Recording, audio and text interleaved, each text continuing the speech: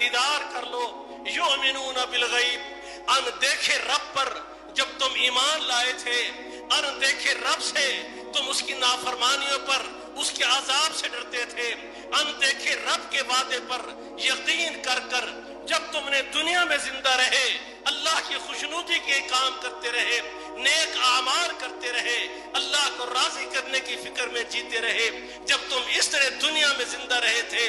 اور تم نے جو نعمتیں کی تھی, اللہ ہم نے جو تیری نعمتیں دنیا میں استعمال کی اس سے کہیں اعلیٰ و ارفع تیری نعمتیں ہمیں مل چکی. اللہ کسی چیز کی چاہت باقی نہیں. اللہ فرمائیں گے جب تم نے میرے دیکھے بغیر میرا ڈر بھی دل میں رکھا, میرے ساتھ اپنی محبت بھی پیدا کی, مجھ پہ توکل بھی کیا, کائنات کی ایک ایک چیز کو جس کا میں خالق تھا مالک تھا, اللہ الذی خالقکم ثم رزقکم ثم یمیتکم ثم یحییکم هل من شرکائکم من یفعل من ذلکم من شیء. تو اس عقیدے پہ زندہ رہا کہ خالق بھی اللہ ہے, مالک بھی اللہ ہے, کھلاتا بھی اللہ ہے, رزاق بھی اللہ ہے, عزت بھی وہی دیتا ہے, اولاد بھی وہی دیتا ہے. رزق کے اندر تیری پیدائش سے لے کر موت تک تیری ہر جات خواہش اس میں آتی ہے, تیری ہر چاہت اس میں آتی ہے, تیری عزت اس میں آتی ہے, اولاد اس میں آتی ہے,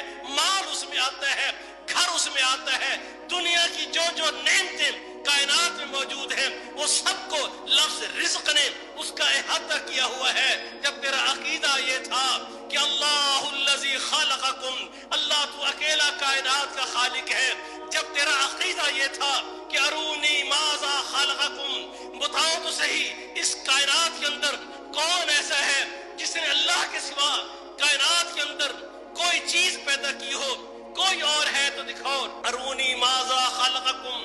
بتاؤ کوئی ہستی ایسی ہو. ام لہم شرک فی السماوات, آسمان کے اندر جو میں مخلوقات اللہ نے سجا دی ہیں کوئی اللہ کے سوا کوئی نہیں. تیرا عقیدہ اس پہ تو اللہ کے ساتھ توکل کرتا. اور یاد رکھ لو میرے بھائیوں, جب عقیدہ یہ ہو کہ کائنات ساری کا مجھ سمیت میری ایک ایک سانس سمیت ایک ایک ذرے سے لے کر کائنات کی بڑی نظر آنے والی مخلوقات میں سے اللہ کے سوا کوئی خالق نہیں, کسی کی شراکت نہیں. ام لہم شرک فی السماوات, کوئی ایسا نہیں کہ اللہ کے سوا اس کائنات کے اندر انبیاء میں سے ہو, فرشتوں میں سے ہو, صلحاء میں سے ہو, اولیاء میں سے ہو. جب تمہارا عقیدہ یہ ہے عزت وہی دیتا ہے, ذلت اسی کی طرف سے ہمارے کرتوتوں کی وجہ سے آتی ہے, عزتوں کے ساتھ وہ نعمتوں سے بھی نوازتا ہے, اور ہماری خطاؤں کی وجہ سے اگر نعمتیں ہم سے چھن جاتی ہیں وہ بھی فیصلہ اس کا ہے, پھر ملے گی تو اس کے در سے, وہ تکلیفیں ہٹیں گی تو اس کے در سے. جب تم اس عقیدے کے ساتھ اللہ الذی خالقکم ثم رزقکم ثم یمیتکم اس ڈر سے جیتے تھے کہ موت کا مالک بھی وہی, موت کے بعد زندہ بھی وہی کرے گا, ثم ان علینا حسابہم پھر اپنے سامنے کھڑا کرے گا, میری زندگی کے ایک ایک لمحے کا حساب بھی مجھ سے لے گا, پھر میرے حساب پر جزا و سزا کا فیصلہ کرے گا. تو اس وجہ سے خطاؤں پہ اللہ کے سامنے رو پڑتا تھا اور تو اس کی نعمتوں پر اللہ کے شکر پہ جھک جایا کرتا تھا.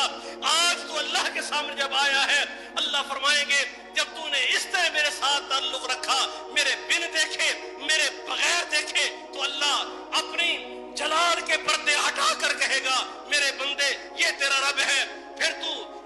اپنے رب کو دیکھے گا, وجوہ یومئذ ناظرہ الی ربہا ناظرہ, پھر تو اپنے رب کا دیدار بھی کرے گا, اور تیرے رب کے دیدار میں جو سکون ہوگا, جو لذت ہوگی, اللہ کی پوری جنت میں تجھے وہ لذت نصیب نہیں ہوگی جو اللہ کے دیدار میں ہو. اللہ مجھے اور آپ کو نصیب کر دے.